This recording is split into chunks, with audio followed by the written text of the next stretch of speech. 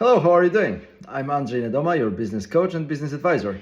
And in our daily talks today, we discuss how to inspire your team during difficult times.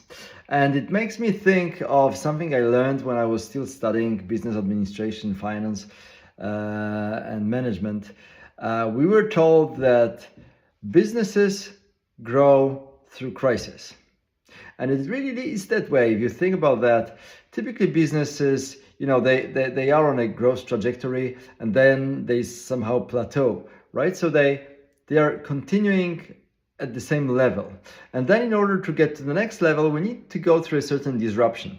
And sometimes this disruption comes from within, from the inside of the business, because we decided to change something, improve something, or come up with some innovation or disruption to get to the next level. And sometimes we are kind of faced in front of a new situation, or we are put in this new situation through market circumstances or whatever is happening outside of the business. So something changes in the context in which the business operates, and this creates disruption or crisis. But this means, and of course this is an opportunity for the business to get to the next level, to reinvent itself, to change something that was kind of standard procedures, standard way of operating. And now, because of this new situation, we need to modify, we need to adapt, we need to change. So this creates, of course, some disruption, but at the same time, the new opportunity for growth, the new opportunity to redefine itself and hopefully get to the next level. So if you look at crisis from that perspective, we can say crisis is kind of positive because it's an opportunity to grow. And it's not a natural way of thinking about crisis, but if we think about this rule, companies grow through crisis, then we'll accept that they will be happening in your business. And probably when they do happen, we should look at the opportunity related to this crisis and not only to the challenges that it brings with itself.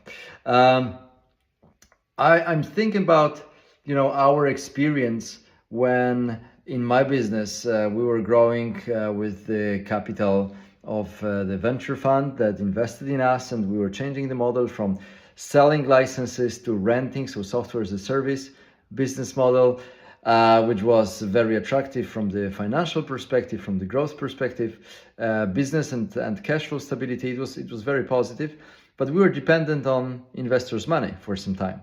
And then we had the situation where at a certain moment we were expecting another round of investment and we didn't get it. Like the investors backed off and they kind of left us in this situation just a few days before their investment round should come, because we needed this money. And they kind of surprised us by saying, no, we'll not give you any more funds, and you're the CEO, Andrew, so deal with it. And it was really frustrating and tough, and I often tell this story about this most critical period in my business career, and especially one day when we had to fire 25% of our staff, which was roughly 25 people. So it was dramatic. And when I think about going through crisis, I often think about that experience. So what was necessary to actually go through this situation successfully? And first, of course, communication. Like we often say, communication is the key element in driving business, motivating people, keeping people engaged, but also building trust and kind of giving people the security or the feeling that they are still in a pretty secure position, especially when the crisis hits. And this was exactly what we were expecting there.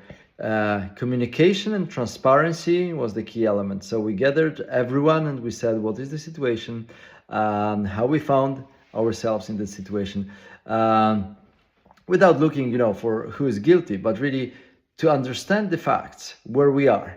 And then when we had that, it's not about really presenting the bad information in a positive way, but it's about showing, okay, how this challenge can make us stronger, what we have to go through, but also what's the vision, where we will be going.